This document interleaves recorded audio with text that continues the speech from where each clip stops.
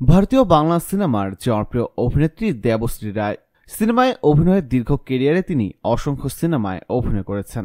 একসময় নিয়মিত সিনেমায় অভিনয় করলেও বর্তমানে অনেকদিন যাবৎ তিনি সিনেমা থেকে দূরে আছেন। সেই সঙ্গে বয়সও বেড়েছে তার। দেবশ্রী রায়ের বর্তমান বয়স 58 বছর।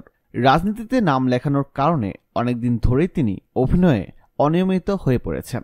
তবে সুখবর হচ্ছে, এবার বিরতি ভেঙে তিনি আবারও বড় পর্দায় ফিরছেন।